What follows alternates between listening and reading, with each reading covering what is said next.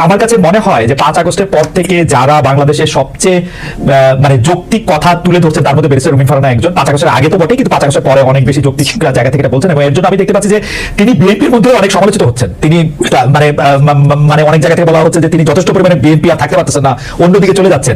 Barrister Farhana, এটা নিয়ে আপনি একটু আমাদেরকে একটু বলবেন। আর মান্না ভাই যেটা বললেন যে আসলে তো বড় বড় রাজনৈতিক দলরা, মানে এটা তো আসলে বিএনপি নামে আসে, যেটা করে দেখাতে পারে না, ওরা মৃত্যু দিয়ে রক্ত দিয়ে এটা করে দেখিয়েছে। এখন যে আমরা অনেকে এসে বলছি যে এটার ভাগও আমাদের চাই, আমাদের এটা করতে হবে সেটা করতে হবে, সেটাও বা আপনি কিভাবে দেখেন? সংস্কারটা আপনার কাছে আসলে কি, কোনটা দেখলে আপনি বুঝবেন? মান্না ভাই খুব চমৎকার তার জায়গা থেকে বলেছেন যে কি হলে তিনি এটি বুঝবেন যে এদিকে আগাচ্ছে। আপনার কাছে আমরা একটু শুনতে চাই। আমি মনে করি যে 5ই আগস্ট এবং এর আগের 1 মাস পুরো দেশ, জাতি, রাষ্ট্র, সমাজ একটা বড় ধাক্কার মধ্যে দিয়ে গেছে। এমন একটা অভ্যুত্থান যেটা হয়তো আর ঠিক অভ্যুত্থানটি হবার 1 সপ্তাহ আগেও কেউ চিন্তা করতে পারে নাই, এবং মোটামুটি সকল রাজনৈতিক দল সহ দেশের মানুষও এক প্রকার মেনে নিয়েছিল যে 2028 সাল পর্যন্ত অ্যাটলিস্ট চোখ বন্ধ করে আওয়ামী লীগ থাকবে, এবং তারপরেও আরো 5 বছর থেকে সেটা সেই 41 পর্যন্ত গড়াবে কিনা সেটা নিয়ে নানান তর্ক বিতর্ক বা কিছু কথাবার্তা হয়তো সমাজে বা রাজনীতির মাঠে চালু ছিল। কিন্তু 28 পর্যন্ত মোটা দাগে সকলেই হাসিনাকে মেনে নিয়েছিল। কিন্তু এর মধ্যে যে হঠাৎ করে এমন একটি ধাক্কা আসবে, সেটা আজকে বুকে হাত দিয়ে সকলে যদি যার যার কাছে নিজের সৎ থেকে আয়নার সামনে দাঁড়িয়ে নিজেকে প্রশ্ন করে, আমার মনে হয় তারা তাদের উত্তরটি পেয়ে যাবে।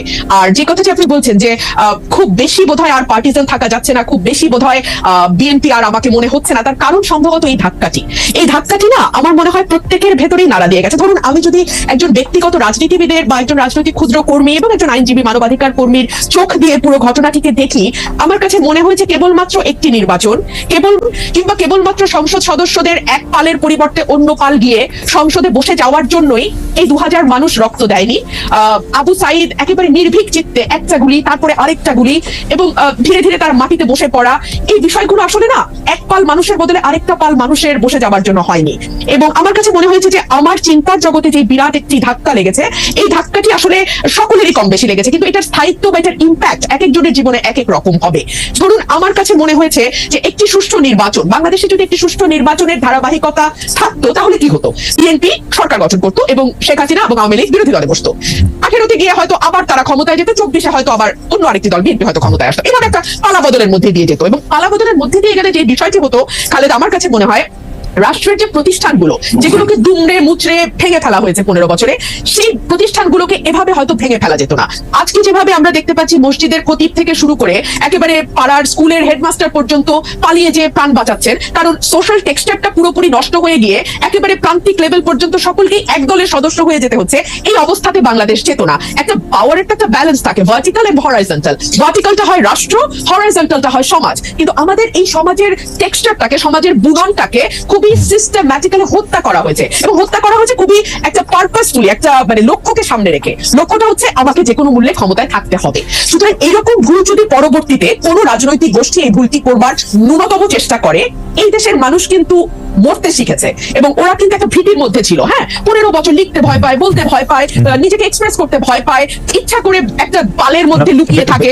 সেই জায়গা থেকে আপনি যে অবস্থাটা বর্ণনা দিলেন, আপনার মনে কি এই সংখ্যাটা রয়ে গেছে? যেহেতু আপনি শুরু করেছিলেন যে এক পাল মানুষ থেকে আরেক পাল মানুষ, আপনার মধ্যে কি এই সংখ্যা রয়ে গেছে যে বিএনপি আসলেও তাদের ইয়াটা একটা লম্বা হবে এবং প্রায় একই ধরনের জায়গা হবে, যেটা মানে যে আশঙ্কা মান্না ভাইয়েরও আছে, সেই আশঙ্কা কি আপনিও আছে যদি আসলে এই গুণগত পরিবর্তনটা না হয়?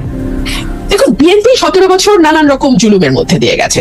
এই জুলুমের শিক্ষা বিএনপি কতটা নিয়েছে এটা বিএনপি ক্ষমতায় আসলেই আরো পরিষ্কারভাবে বোঝা যাবে।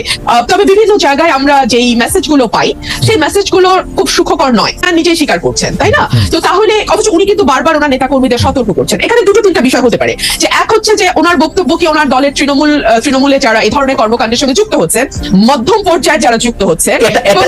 দর্শক এই মন্তব্য পাঠিয়েছে যে ফেসিস্ট আমলে রুমিন ফারহানার প্রতিবাদী ভয়েস আমাদের সকলকে প্রেরণা যোগাতো, এখন কিছু কিছু এলাকায় বিএনপি অপকর্মের বিরুদ্ধে আমরা কি সেই একই কণ্ঠ শুনতে পাবো কিনা? ইন্টারেস্টিং, আমি ঠিক এই কথাটাই বলছিলাম, তাই না? হ্যাঁ, তো এই ওনার এই কথাটা কি lower level, lower tier, mid tier and high tier খুব বেশি গুরুত্ব দিচ্ছে না? গুরুত্ব না দিলে কেন দিচ্ছে না? কারণ তারা কি মনে করছে যে কোনো ব্যবস্থা নেওয়া হবে না? কিন্তু আমরা তো বেশ কয়েকটি জায়গায় ব্যবস্থা নিতেও দেখলাম, তাই না?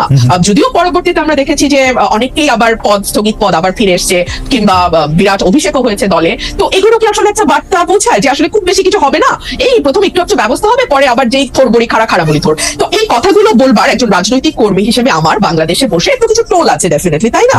সো ফর এক্সাম্পল সেই টোলটা কি হতে পারে, আমি নিজের সাথে হিসাব করেছি। সেই টোলটা হতে পারে যে হয়তো আমাকে নমিনেশন দেওয়া হবে না, মন্ত্রিত্বের হয়তো প্রশ্ন থাকবে না। কিন্তু দেখুন, একটা রাষ্ট্র গঠন করতে এই ছোট ছোট জিনিসগুলোতে ছাড় দেয়া, আমার এমপি না হওয়া কিংবা আমার মতন আর 10 জন যদি কারো সাহস, আমি জানি না 15 বছর আমি সাহস দেখি নাই, আগামী 10 বছর আমি সাহস দেখবো কিনা খালেদা, সরি আমি